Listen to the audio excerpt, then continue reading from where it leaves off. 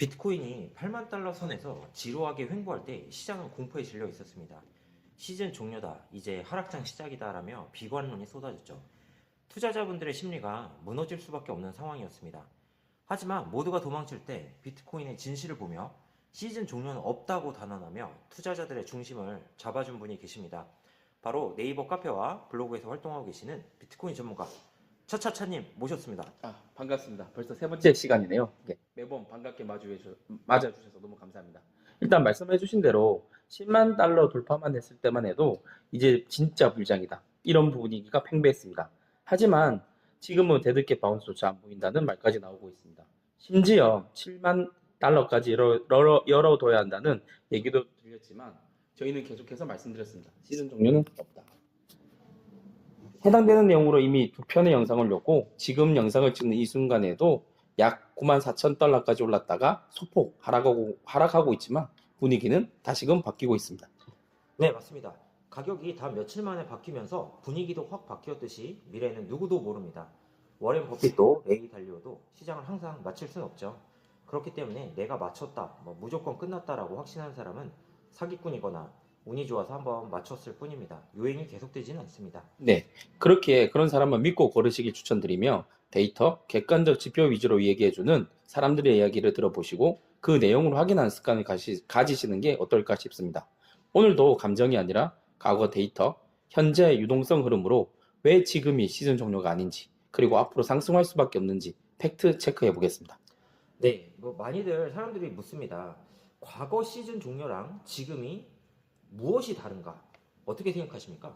아주 핵심적인 질문입니다. 시즌 종료는 항상 내부 붕괴 때문에 일어났었습니다. 대표적인 예를 보시죠. 2013년도에 발생해서 지금까지도 비트코인 시장을 괴롭히고 있는 마운트 곡스 해킹 사건. 아마 비트코인 투자하시는 분들은 다들 아시는 내용입니다. 해당 사건은 고래소의 신뢰 붕괴로 이어지면서 비트코인 생태계를 직격한 사건이었습니다. 다음으로는 2017년도의 박상기의 난입니다.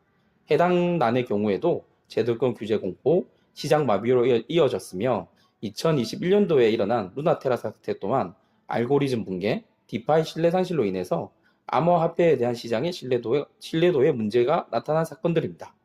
또한 공교롭게도 이때는 유동성이 긴축되던 시기들로서 유동성, 신뢰, 시스템 세 박자가 붕괴된 시기라는 거죠.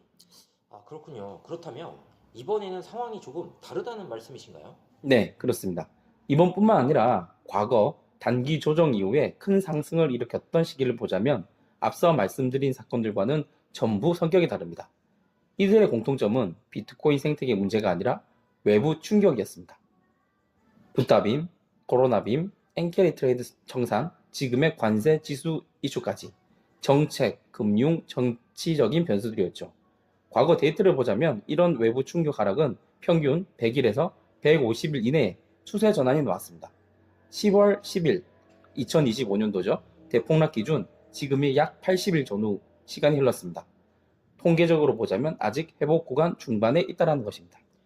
네, 말씀 제가 잘 들었는데, 하지만 지금은 금리가 너무 높습니다.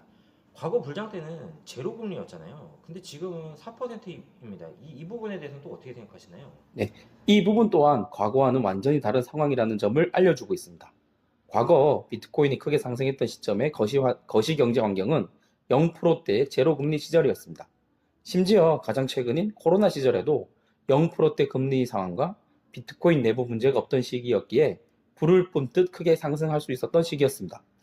그렇군요. 그런데 현재는 2만 달러에서 10만 달러를 오르는 동안 금리 환경은 굉장히 긴축적이었잖아요. 그럼에도 불구하고 대략 5배가 올랐어요. 그리고 최고점에서 조정받고 있는 지금 상황에서야 이 좀 완화적인 금리가 완화되는 이런 금융 환경이 조성되고 있고요. 맞습니다. 저희가 계속해서 시즌 종료가 일어나기 힘들다고 강조했던 이유 중 하나가 바로 이 부분입니다. 긴축적인 상황에서도 5배가 올랐었는데 이제 완화적인 환경이 조성되는 이 순간에 가격이 떨어진다? 앞뒤가 안 맞는 이야기거든요. 그렇다면 비트코인이 긴축적인 환경에서도 과거와 다르게 가격이 오를 수 있었던 이유는 무엇이 있었나요?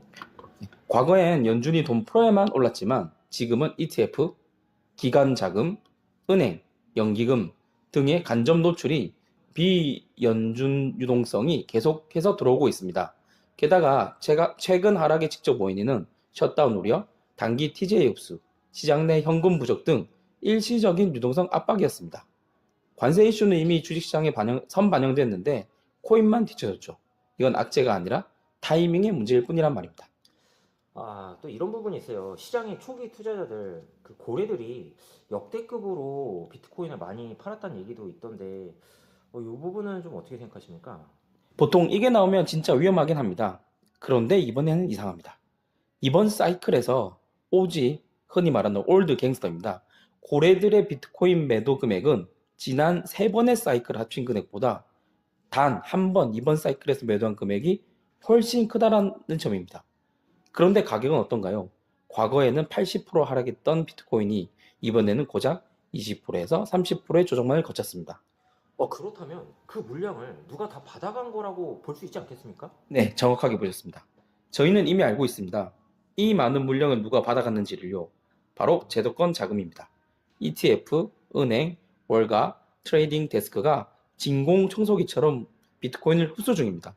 하지만 제도권에 들어오게 된다면 가격 상승폭이 줄어든다는 말도 있고 이 부분에 대해서 걱정하시는 분도 계십니다. 비트코인의 변동성은 줄어들고 가격은 크게 움직이지 않을 거라고 이야기도 하고 있죠. 하지만 이는 반만 맞는 이야기입니다. 많은 사람들이 간과하고 있는 것 중에 하나가 바로 제도권의 자금입니다. 과연 개인, 고래들의 자금이 많을까요? 아니면 월가, 기업, 국가 단위가 자금이 많을까요? 이에 대한 대답은 정해져 있다고 생각합니다. 그리고 가격도 이에 따라 움직이겠죠. 차차차님 말씀 들어보니까 좀 이해가 좀 많이 되는 것 같아요. 고래들의 자금보다 기관이라든지 제도권에 있는 사람들의 돈이 훨씬 많다는 점이고 이들이 비트코인을 매집하고 있다는 것은 앞으로 변동성이 줄어들기보다는 우상향하는 확률이 높다는 거죠. 네, 그렇다면 그 비트코인 관련해서 채굴자들도 있지 않습니까? 이 채굴자들 상황은 어떤가요? 왜냐하면 전기료 상승에 따른 채굴자들의 전쟁이 다시금 좀 일어났다 이렇게 좀 소식을 들었거든요. 어떻게 생각하십니까? 네, 요 부분도 정말 과거 반감기와는 다른 사건 중에 하나입니다. 과거에는 단 한 번의 반감기 그리고 채굴자들의 전쟁 이후에 가격 상승 하락이 이어졌는데 지금은 벌써 두 번째 채굴자들의 전쟁이 일어났습니다. 지금은 완전 채굴자들 진영에서는 전쟁터입니다. 반감기 이후 보상 감소로 인해서 첫 번째 사건이 일어났고 현재는 전기료 상승으로 인해 가지고 채굴자 전쟁이 다시 일어나고 있습니다. 소형 채굴자들이 전기료를 감당하지 못하고 비트코인을 매도하는 항복이 일어나고 있고요. 이 구간은 항상 가격 행보, 체력 약한 플레이어들이 퇴출되면서 끝이 나게 됩니다. 그리고 항복이 끝나면 해시 레이트라고 해서요. 이 비트코인의 가장 중요한 부분 중에 하나입니다. 이 부분이 반등하면서 가격 급등이 함께 나오게 됩니다. 이건 과거 사이클에서 한 번도 어긴 적이 없습니다. 이번 사이클에서는 반감기 전쟁, 전기료 인상에 따른 전쟁이 벌써 두 번이나 발생됐다라고 정리해드리고 싶고 또한 과거에는 일어나지 않았다는 패턴이라는 점을 강조하고 싶습니다. 네, 우리 차차차님 말씀 듣고 보니 딱 정리가 되네요. 지금 시장 상황이 안에서 터진 내부 붕괴가 아니라 밖에서부터 온 외부 충격일 뿐이고 유동성이 마른 게 아니라 잠시 자리가 바뀌는 과정 이렇게 보면 된다는 거죠. 특히 1월 15일 MSCI 이슈부터 셧다운 이후의 유동성 회복 그리고 기관들의 끊임없는 매집까지 이 세 가지가 맞물리는 이번 2026년 1분기가 정말 중요한 변곡점이 되겠네요. 결국 이 시기만 잘 지나고 나면 비트코인은 반드시 상승할 수밖에 없는 구조에 놓여 있다는 것을 알 수 있겠네요. 네, 결국 지금은 방향 싸움이 아니라 시간과의 싸움입니다. 방향은 이미 정해져 있고 시간만 우리 편으로 만들면 되는 정말 쉬운 싸움입니다. 맞습니다. 횡보장이 가장 사람을 지치게 합니다. 하지만 큰 움직임은 항상 그 끝에서 나옵니다. 본인의 포트폴리오를 믿고 시장보다 먼저 포기하지 마시길 바랍니다. 지금까지 비트코인 전문가 차차차님과 함께 대화를 나눠봤습니다. 오늘도 귀한 통찰을 공유해 주셔서 감사합니다. 감사합니다.